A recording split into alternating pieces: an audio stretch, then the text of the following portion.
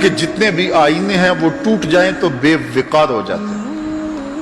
ان کی توقیر نہیں ہوتی۔ 1,00,000 روپے کا فانوس آپ نے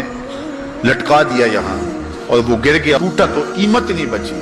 لیکن دل ایسی کائنات ہے جتنا زیادہ ٹوٹے اتنی ہی قیمت بڑھتی ہے۔ تو بچا بچا کے نہ رکھ اسے، تیرا آئینہ ہے وہ آئینہ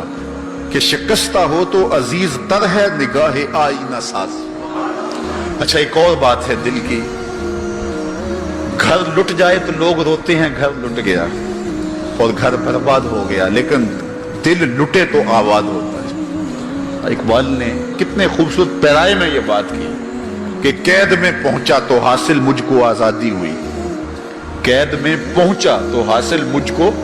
قید میں پہنچ کے تو آزادی چھنتی ہے، لیکن یہ عجیب جہان ہے، قید میں پہنچا تو حاصل مجھ کو آزادی ہوئی،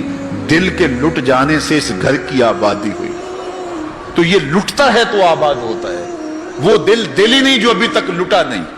جب دل لٹتا ہے تو آباد ہوتا ہے۔ اور کتنے خوش نصیب وہ ہیں جو جن کے دل مدینے کی گلی میں لٹے ہیں۔ اللہ اکبر، تڑپ اس کے لیے سامان زندگی ہے۔ اللہ اکبر، مجھے بہت پرانی یاد آ گئی، میں ایک بزرگوں کے پاس گیا اور ان سے میں نے عرض کی حضور سکون قلب کے لیے دعا کیجئے، تو وہ فرمانے لگے کہ یہ تو تڑپتا ہی رہے تو اچھا ہے، اس کی تڑپ ہی زندگی ہے، اس کا تڑپنا اور بےتاب رہنا ہی زندگی ہے۔ آتش کا شعر ہے اور کتنا کمال اس نے لکھا، وہ مزہ دیا تڑپ نے میری آرزو ہے یا رب، وہ مزہ دیا تڑپ نے میری آرزو ہے یا رب، میرے دونوں پہلوؤں میں دل بے قرار ہوتا۔ وہ کہتا ہے ایک پہلو میں دل ہے اور وہ تڑپتا ہے یاد محبوب میں، تو اتنا سرور آتا ہے کہ راتیں بیت جاتی ہیں۔ وہ کہتا ہے جب میرے ایک پہلو میں دل ہے تو سرور زندگی نصیب ہو گیا ہے، اگر میرے دوسرے پہلو میں بھی دل ہوتا تو پھر کیا کیفیت ہوتی۔ اور یہ دل جو ہے پل پل بدلتا رہتا ہے، گاہے خنداں گاہے گریاں، کبھی اداس ہوتا ہے، کبھی سرشار ہو جاتا ہے، کبھی غمگین ہو جاتا ہے، کبھی مسرتوں سے لبریز ہو جاتا ہے، کبھی یاس اور قنوط کی کیفیت میں چلا جاتا ہے، کبھی امید کی بہاریں آتی ہیں۔ تو یہ عجیب اس کی کیفیت، یہ بدلتا رہتا ہے، تغیر پذیر ہوتا رہتا ہے، اور قلب بھی اس کو اس لیے کہتے ہیں کہ اس میں تقلیب ہوتی ہے، یہ بار بار بدلتا ہے، لمحہ لمحہ اس کی حالت تبدیل ہوتی ہے۔ تو یہ رب نے ایک عجیب کائنات بنائی ہے، عجیب رنگ بنایا ہے، اور یہ دل حضرت انسان کو دے کر کے اس نے اپنی محبتوں کا مرکز بنایا ہے۔ رب نہیں چاہتا کہ اس میں کوئی اور بھی بسے،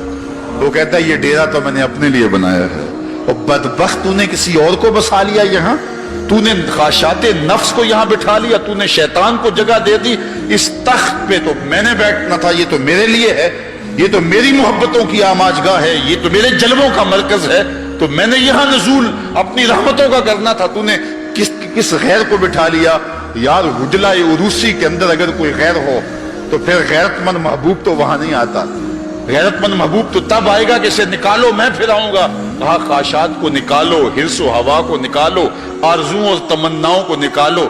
دل کو پاکیزہ مصفہ ستھرا منور اور مطہر کر لو، اور پھر آواز دو میرے مالک ہر تمنا دل سے رخصت ہو گئی، اب تو آجا اب تو خلوت ہو گئی۔